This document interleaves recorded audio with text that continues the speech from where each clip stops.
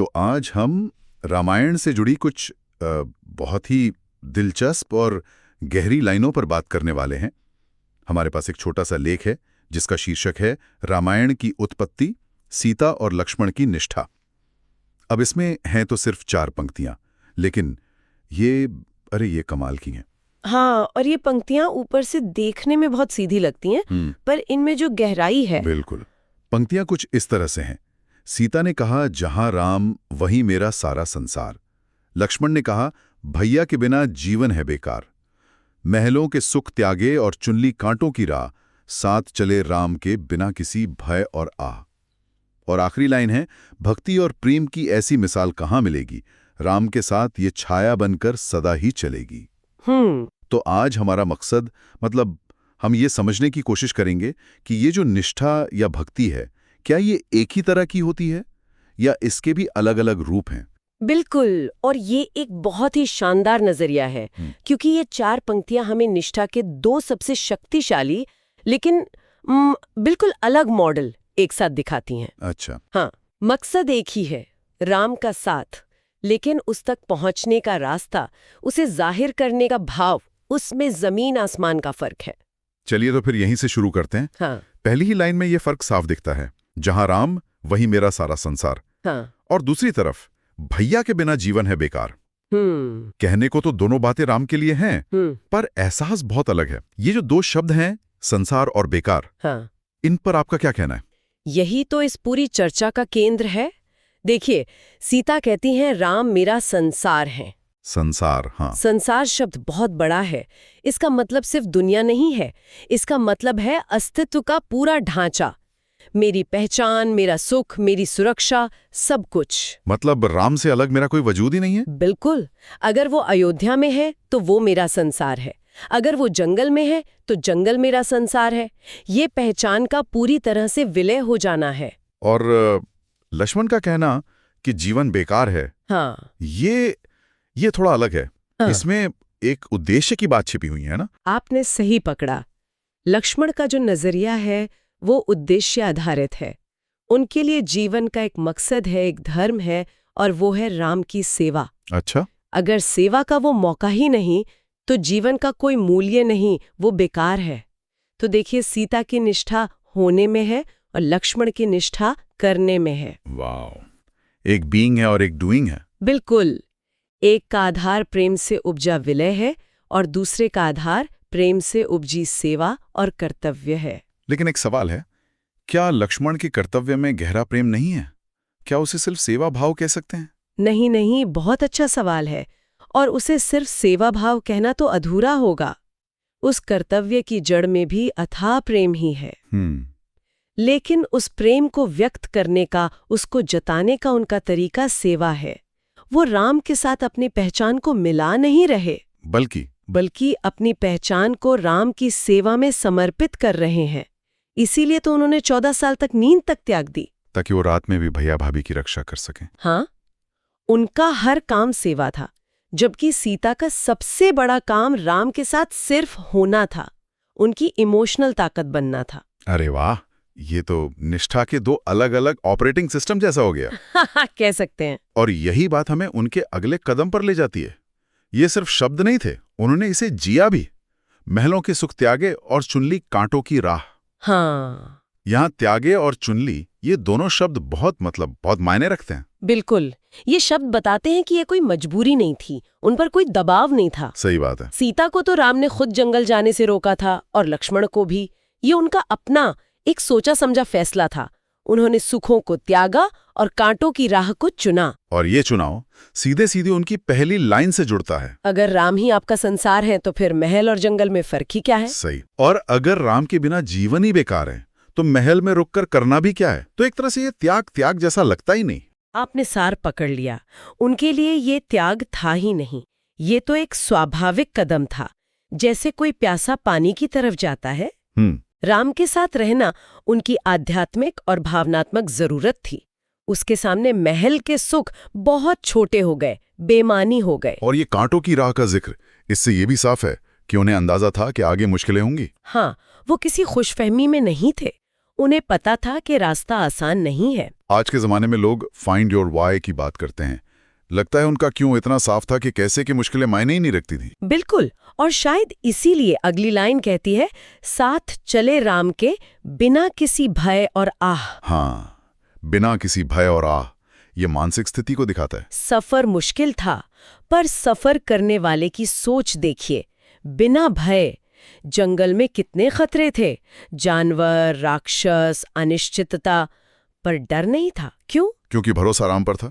बिल्कुल, जब आपका रक्षक ही आपका साथी हो तो डर कैसा? और ये बिना आह, इसका मतलब सिर्फ शिकायत न करना तो नहीं होगा, इससे कुछ ज्यादा गहरा है। बहुत ज्यादा गहरा। आ शब्द सिर्फ शिकायत नहीं है, ये अफसोस है, पछतावा है, पीड़ा है। अच्छा, इसका मतलब है उन्होंने एक पल को भी ये नहीं सोचा कि अरे हमने ये क्या फैसला ले लिया। महल में कितने आराम से थे। उन्होंने अपने चुने हुए रास्ते को पूरी तरह से स्वीकार किया, शायद आनंद के साथ, क्योंकि उनका ध्यान मुश्किलों पर था ही नहीं। उनका ध्यान तो अपने सहयात्री मतलब राम पर था। हाँ, जब आप उसके साथ होते हैं जिसे आप अपना सब कुछ मानते हैं, तो कांटे भी फूल लगने लगते हैं। ये बात मुझे सोचने पर मजबूर कर रही है कि रामायण में निष्ठा के और भी तो रूप हैं। हाँ, बिल्कुल है। सीता और लक्ष्मण की निष्ठा तो राम के साथ रहने पर आधारित थी, लेकिन हनुमान को देखिए, उनकी भक्ति भी अतुलनीय है, पर वो तो हमेशा राम के साथ नहीं थे। बेहतरीन बिंदु, आपने चर्चा को एक नए स्तर पर पहुंचा दिया। हनुमान निष्ठा के एक बिल्कुल अलग मॉडल हैं। वो कैसे? सेवा भक्ति और दास भक्ति। वो खुद को राम का दास मानते हैं, उनकी शक्ति का स्रोत ही राम का नाम है। उन्होंने अपना सबसे बड़ा काम, समुद्र लांघना, लंका जलाना, संजीवनी लाना, ये सब राम की गैर मौजूदगी में किया। सही बात है। उनकी निष्ठा नजदीकी से नहीं बल्कि कर्म से साबित होती है। वो इंतजार नहीं करते कि प्रभु आज्ञा देंगे, वो प्रभु का काम पूरा करने के लिए खुद पहल करते हैं। तो एक निष्ठा है साथ रहकर, हाँ, और दूसरी है काम करके। हाँ। और इसी कड़ी में एक और किरदार याद आता है जो बहुत जटिल है, विभीषण। ओह, विभीषण, हाँ। उन्होंने तो अपने भाई, अपने देश, सबको छोड़कर राम का साथ दिया। आम भाषा में तो इसे मतलब विश्वासघात भी कह सकते हैं। लेकिन रामायण में इसे धर्म का साथ देना कहा गया है। उनकी निष्ठा को हम कहाँ रखेंगे? विभीषण का मामला इन सब से अलग है और शायद सबसे ज्यादा आज के जमाने का है। अच्छा, सीता, लक्ष्मण, हनुमान की निष्ठा एक व्यक्ति यानी राम के प्रति है, पर विभीषण की निष्ठा एक व्यक्ति से ज्यादा एक सिद्धांत के प्रति है, और वो सिद्धांत है धर्म। उन्होंने बार बार रावण को समझाया कि वो जो कर रहा है वो अधर्म है। जब रावण नहीं माना तो विभीषण ने व्यक्ति की जगह धर्म को चुना। मतलब उन्होंने रावण की जगह राम को नहीं, अधर्म की जगह धर्म को चुना। बिल्कुल यही। ये दिखाता है कि निष्ठा कभी कभी बहुत मुश्किल चुनाव मांगती है, जहां आपको अपने प्रियजनों के खिलाफ भी खड़ा होना पड़ सकता है किसी बड़े सच के लिए। वाह। तो हमारे पास अब निष्ठा का एक पूरा स्पेक्ट्रम है। सीता का विलय, लक्ष्मण का कर्तव्य, हनुमान की सेवा और विभीषण का सिद्धांत। कमाल है। चलिए अब वापस उन 4 पंक्तियों की आखिरी लाइन पर आते हैं। भक्ति और प्रेम की ऐसी मिसाल कहाँ मिलेगी? राम के साथ ये छाया बनकर सदा ही चलेगी। ये छाया या परछाई बनना, ये रूपक बहुत शक्तिशाली है। ये सबसे गहरा रूपक है। जब मैंने इसे पहली बार पढ़ा तो मेरे भी मन में आया था कि छाया का तो मतलब अपना कोई वजूद नहीं होता। हाँ, मेरा भी पहला ख्याल यही था कि ये तो अपनी पहचान खो देना हुआ। लगता तो ऐसा ही है, लेकिन अगर हम इसे भक्ति के नजरिए से देखें तो इसका मतलब बिल्कुल बदल जाता है। कैसे? देखिए, छाया के 2-3 पहलू हैं। पहला, छाया कभी साथ नहीं छोड़ती, वो अविभाज्य है। ठीक है। और दूसरा, सबसे महत्वपूर्ण, छाया का अपना कोई अहंकार नहीं होता, उसकी अपनी कोई मर्जी नहीं होती। वो पूरी तरह से उस व्यक्ति के प्रति समर्पित होती है जिसकी वो छाया है। भक्ति योग में इसे अहंकार का विसर्जन कहते हैं। अहंकार का विसर्जन? हाँ, अपनी छोटी मैं को अपने आराध्य की बड़ी पहचान में मिला देना। तो ये अपनी पहचान खोना नहीं है, बल्कि उसे किसी बड़ी चीज का हिस्सा बना देना है। जैसे कोई नदी समुद्र में मिलकर अपना नाम खो देती है, पर समुद्र की विशालता पा लेती है। बिल्कुल यही। क्या खूब कहा आपने।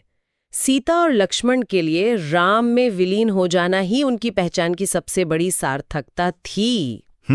वो छाया बनकर कमजोर नहीं हुए, वो अमर हो गए, क्योंकि जब तक राम का नाम रहेगा उनकी छाया के रूप में सीता और लक्ष्मण का नाम भी हमेशा रहेगा। तो अगर हम इस पूरी चर्चा को समेटें तो इन 4 पंक्तियों ने हमें निष्ठा के कई दरवाजे खोलकर दिखा दिए। बिल्कुल। हमने देखा कि निष्ठा सिर्फ एक भावना नहीं है, ये एक परिभाषा है जो सीता के संसार और लक्ष्मण के जीवन के मूल्य में दिखती है। ये एक कर्म है महलों को त्याग कर कांटों की राह चुनने में, और ये एक दृष्टिकोण भी है बिना किसी डर या शिकायत के उस रास्ते पर चलने में। और हमने ये भी देखा कि निष्ठा का कोई एक पैमाना नहीं होता, ये साथ रहकर भी निभाई जा सकती है और दूर रहकर भी। ये एक व्यक्ति के लिए भी हो सकती है और एक सिद्धांत के लिए भी। सही। इसका सार इस बात में है कि आप अपना केंद्र, अपना आधार किसे बनाते हैं।